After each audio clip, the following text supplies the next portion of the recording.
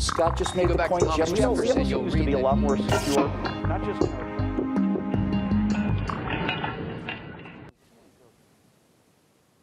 If it's true that guns are most dangerous to gun owners themselves, then why does the left have to lie to prove it? I'm PJTV's Scott Ott, joined now by Bill Whittle and Stephen Green. And men, more than 4 million people have now seen a video that starts with words on the screen saying over 60% of Americans think owning a gun will make their lives safer. To make first-time gun buyers think twice, we did the unthinkable. We opened a gun shop in NYC with hundreds of guns, all of them with a history. Hidden cameras captured the gun buyers' reactions. I'm pro Second Amendment, you know, so it's like, it's kind of hard to find that around in New York City, you know? It's like I was showing your wife, you know, the first gun I showed her was this revolver. It's the easiest gun we have to use. It's, you know, it's our most popular one. It's a 22 caliber 6-inch revolver. It's also a gun that a 5-year-old found in his parents' bedroom, went down and shot his 9-month-old baby brother with it. When it says shooter, 5-year-old kid, dead one, what does that mean? That's the history. This is the gun that the guy shot. That's the gun. This is the one? This is the one that the kid used? Holy shit. Can't take this shit back after you do it. This is a 9mm semi-automatic. It's a very handy gun. It's easy to use. Carry it in a purse like that gal from the Walmart. 2-year-old son reaches into her pocketbook, pulls it out, shoots her. Dead, gone, no mom. Collectors love this one. Adam Lanza's mom had this in her collection too. Till he took this and several other guns and killed her. Then went down to Sandy Hook, killed 6 teachers and 20 innocent children. The response to this video earlier this year was emotionally enthusiastic on one side and rationally critical on the other side. But neither side paid much attention to the fact that almost everything about this effort to speak truth about dangerous weapons was fabricated. The store was built overnight and disassembled 2 days later. The gun salesman Ned Luke is an actor, ironically most famous for his work as Michael DeSanta in the violent video game Grand Theft Auto 5. The firearms are all Hollywood props, not a single functioning gun in the store. Therefore, the central premise of the ad, that every gun has a story, is only true in the abstract, not for these weapons. But what about the customers? A gun rights blog called The Shooter's Log claims that they were actors, not people who just saw the storefront and came in because they wanted to buy their first gun. In fact, blogger David Codrea links to a parking permit request that describes what the gun control crew would be filming. And it says actors are interviewed on camera in a fake gun store. Now, I contacted States United to Prevent Gun Violence that made the video, and communications director Kathy Wittenberg told me, quote, the only actor in the video was the man behind the counter. All other persons were selected from a focus group by a marketing research firm. They were not actors and were not given any sort of script. In a follow-up email, Kathy told me nobody walked in off the street, but she claims they were all people who had recently expressed interest in purchasing a firearm. Now, Stephen Green, don't you agree that sometimes the truth needs a little help? I mean, what's the difference between this and a guy who, say, writes fake news stories for a political satire site to make his point? If you like the plan you have, you can keep it. Nobody's going to take your doctor away. You know, is there one damn thing the progressive left can get its way on without lying its ass off? And the answer is no. Every time they want to do one of these things, they want to crack down on fraternities, so they've got to make up rape stories. Right. They want to pass Obamacare, so they tell the political lie of the century, and the century is not very old yet. I'm thinking of Mad Men, the opening credits of Mad Men when Don Draper is descending from the skyscraper. That's it. That's just, it's pushed out of the skyscraper of lies, and that's all it is from top to bottom to the big crack. Not one damn thing is true in that video. Fake guns, fake story, fake seller, fake what? It's all fake. That's all they have left. They're done. Shine the bright light of reality on these people, and we win every time. Don't put up with these lies, please, people.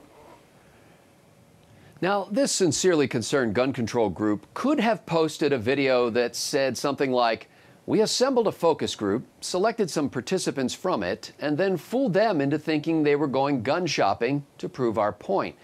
But Bill Whittle, let's face it, that facially honest approach would never have reached 4 million people on YouTube.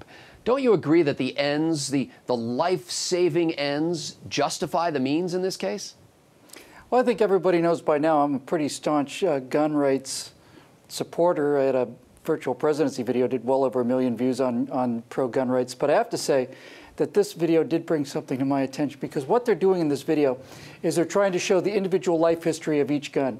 This was the gun that murdered those kids at Sandy Hook. This was the gun that took the life of a mother. And I think most people will probably be surprised to know that I'm in favor of finding out what those guns are and having them destroyed, because as you well know, Scotty, once a gun has tasted man flesh, it can never lose the taste for it again. Once a gun has tasted the sweet, sweet blood of human beings, then that particular gun in its entire history must be put down in the same way that a bear would have to be put down if it tasted man flesh in a national park. Right? Because as we all know, it's the gun that leapt out of the gun case and shot all those people in Sandy Hook. It's the gun that flew out of the purse of that woman and murdered the 2-year-old child, or whatever the case may be. It's the inanimate object that just suddenly got it into its head to just kind of pop out and run around. Now, if it turns out that's not the case, if it turns out that it is in fact an inanimate piece of steel, then the identity of the gun and what the gun has done prior to this is absolutely as irrelevant as the history of your toaster or the history of your brake pads.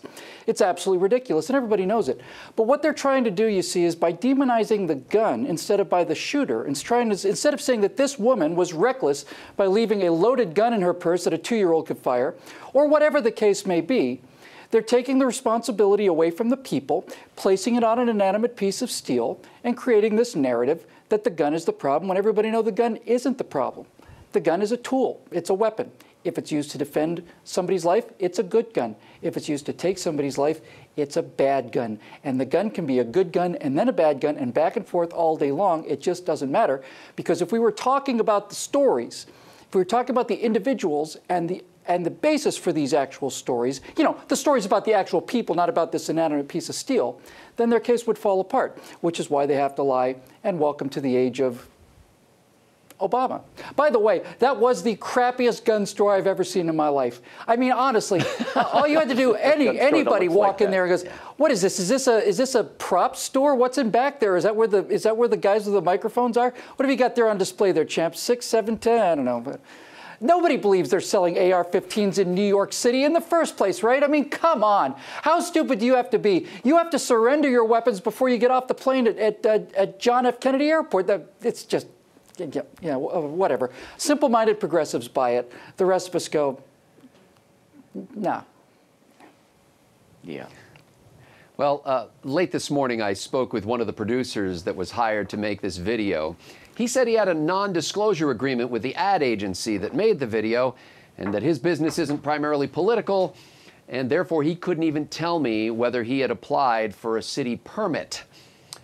So here's my disease, and maybe you have this condition as well. The first time I watched this video, my thoughts were these. Look at the size of that muzzle. That's not a .22 revolver. No. Hey, get your finger off that trigger, you idiot. Idiot. And he racked that 12 gauge and nothing happened. Not to mention all the times I said, nonsense, baloney, yeah, right, and stuff like that. See, that's my problem.